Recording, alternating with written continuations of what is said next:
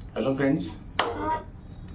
आज के इस वीडियो में हम 3 इम्पॉर्टेंट पिलर्स ऑफ बिजनेसेस के बारे में बात करेंगे। बिजनेस की 3 इम्पॉर्टेंट पिलर होती है एंड चाहे आप बिजनेस में हैं, प्रोफेशन में हैं, कहीं पे भी हैं, आपको बड़ा ख्याल रखना पड़ता है।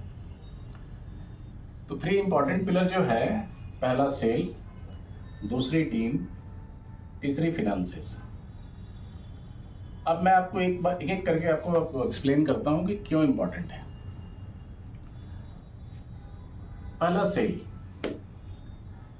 सेल किसी भी बिजनेस को स्टार्ट करने की बड़ी प्रिलिमिनरी रिक्वायरमेंट होती है, फर्स्ट रिक्वायरमेंट होती है। अगर आपके पास सेल की प्लानिंग नहीं है, क्या सेल करने वाले हैं आपको नहीं पता है, या आप ऐसे प्रोडक्ट पे काम कर रहे हैं, ऐसे सर्विसेज पे काम कर रहे हैं जो कि लगता है कि चलेगा नहीं चलेगा उस पोर्ट में, तो बहुत मुश्किल है बिजनेस स्टार्ट करना।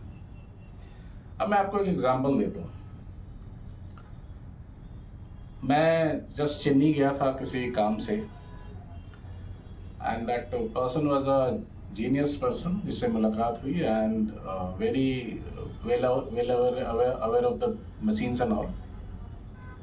और उसको मशीन बनाने का बहुत शौक था। मशीन बहुत अच्छी बनाता था और बहुत तरह के बनाता था, master in making machines. But उसको शौक है मशीन बनाने का, डजंट मीन कि उसको बिजनेस स्टार्ट करना चाहिए। डजंट मीन कि उसको बिजनेस स्टार्ट करना चाहिए, कुछ ऐसी चीज करनी चाहिए। आपको शौक हो सकता है। एक बंदे को बहुत शौक है, मेरे नोन है, टेलीकॉम की मशीन बनाने का, राउटर एंड अदर तरह के डिवाइस बनाने का। लेकिन क्या लगता है कि वो इनफ रीजन है आपको बिजनेस स्टार्ट करने के लिए? आपको कोई चीज अच्छा लग सकता है, लेकिन आपको सबसे पहले देखना होगा कि आपको क्या अच्छा लगता है और एक्चुअली मार्केट में डिमांड है कि नहीं है, पहली चीज। दूसरी, आप जिस चीज प्रोडक्ट को आप अच्छा बोल रहे हैं, मार्केट में क्या उसका कोई अल्टरनेटिव अवेलेबल है क्या? कॉस्टिंग में कोई डिफरेंस है क्या? हो सकता है आप जीनियस हो किसी चीज को बनाने में, तो आपके घर वाले रिश्तेदार बहुत आपको लाइक कर रहे हो कि बहुत अच्छा बनाता है, लेकिन प्रोडक्ट क्या मार्केटेबल है आपका? प्रोडक्ट को क्या कॉस्ट में कंपेयर कर सकते हो आप उससे?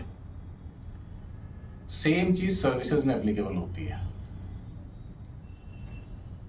आप एक मीडियोकर साइज वाले जगह में हो जहाँ पे मोरलेस सोल प्रोप्राइटरशिप, पार्टनरशिप फर्म वाली चीज़ें चल रही हैं, मोरलेस या तो शॉपकीपर से बहुत सारे बिजनेसेस वगैरह हैं। आप अभी नए नए क्वालिफाइड हुए हैं कोई भी प्रोफेशनल कोर्स में, मान लीजिए आपने क्या किया कि सिंस वहाँ शॉपकीपर्स वगैरह हैं काफ़ी सारे, बहुत अच्छी दुकान है, मार्केट अच्छा है, तो आपने क्या किया जी, आपने वहाँ टैग लगाया जी, फॉर IPO प्लीज कंसल्ट। तो क्या आपको लगता है कि वहाँ पे आपको IPO का काम करना चाहिए या अकाउंटिंग का काम करना चाहिए? तो आपको इसको बड़ा ध्यान देना पड़ेगा। जरूरी नहीं कि आपको जो अच्छा लगता है, आपके जिसमें मास्टरी हो, आप वही माल सेल करें।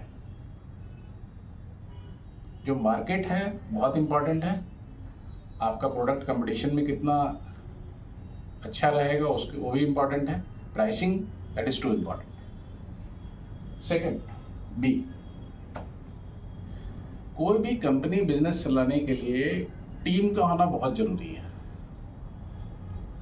और ट्रस्ट मी, मैं जितने लोगों से मिला हूँ, इंक्लूडिंग मी, शुरुआत में जब होती थी तो हमेशा लगता था कि यार मेरे पास ना टीम अच्छी नहीं है, मेरे पास ना लोग अच्छे नहीं हैं।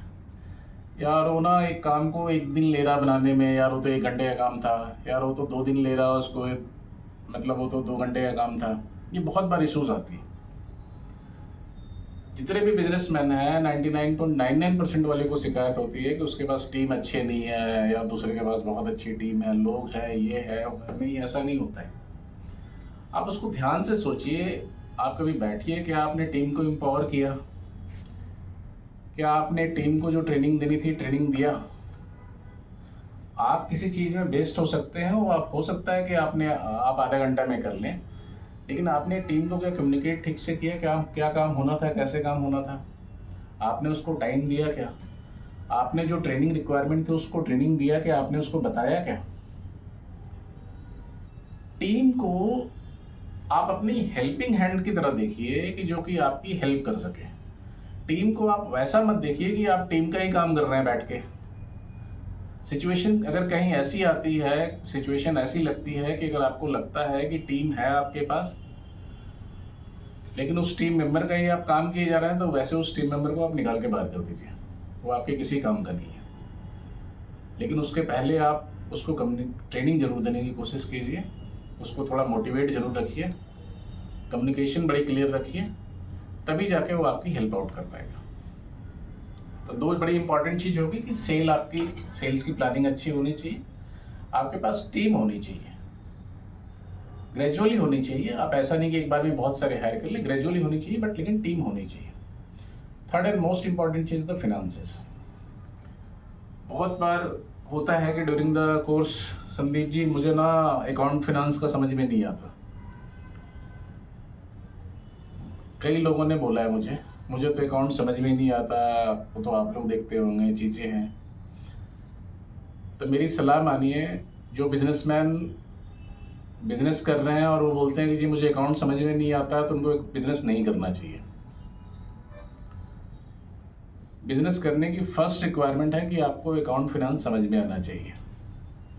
आपको इतना तो क्लियर होना चाहिए कि आप 100 रुपये का माल 150 में बेच रहे हैं या 100 रुपये का माल 90 रुपये में बेच रहे हैं। आपको ये बेसिक अंडरस्टैंडिंग होनी चाहिए। अगर आप, ठीक है, आपको अकाउंटिंग नहीं आती, बात समझ में आती है, आपको टैक्सेशन नहीं आता, बात समझ में नहीं आती, लेकिन आपको बेसिक कॉस्टिंग तो समझ में आती है। आपको इतना तो पता होता है कि भाई मैं जो माल बना रहा हूँ उसकी कॉस्टिंग कितनी होगी, या मैं जो सर्विसेज दे रहा हूँ इसकी कॉस्टिंग कितनी होगी। हम बेच रहे हैं तो माल को प्रोडक्ट प्रॉफिट में बेच रहे हैं, लॉस में बेच रहे हैं, आपको बेसिक अंडरस्टैंडिंग तो होनी चाहिए। दूसरा, आपको कॉस्टिंग के बारे में, कॉस्टिंग के अलावा आपको ध्यान रखना है कि भैया एक्चुअल इन्वेस्टमेंट कितनी हो रही है आपको। बिजनेस वो मशीन की तरह है, अगर आपने बहुत अच्छा रेडी कर लिया, प्रोडक्ट अच्छी है, चीज़ें अच्छी है, अच्छे से रन कर लिया, तो आप आलू डालेंगे तो सचमुच सोना निकलेगा। अदरवाइज आप सोना भी डालेंगे तो इसमें से आलू ही निकलना है। तो आपको वो ध्यान रखना है कि आपने आलू चाहिए या सोना चाहिए, करना क्या है। तो फिनेंसेस के बारे में जस्ट बोलने से कि मुझे नहीं आता है, नहीं समझ में आता है, वो गलत हो जाएगा। आपको साथ ही साथ अल्टरनेट सोर्स ऑफ फिनेंसेस क्या होंगे, आपको उस पर भी ध्यान देना है। तो आज हमने 3 इंपॉर्टेंट पिलर के बारे में डिस्कस किया। कोई भी बिजनेस स्टार्ट करना है तो आपको 3 चीज़ें इंपॉर्टेंट चाहिए। सेल्स के बारे में जरूर ध्यान दें, टीम जरूर रखें, तीसरी इंपॉर्टेंट चीज़ फिनेंसेस जरूर ध्यान रखें। ये सारी चीज़ें आपको बहुत ही प्लान्ड वे में करनी पड़ेगी। आपको लगता है कि आपको डिटेल में डिस्कस करना है, कुछ और समझना है, तो आप हमसे कांटेक्ट कर सकते हैं। Thank you so much.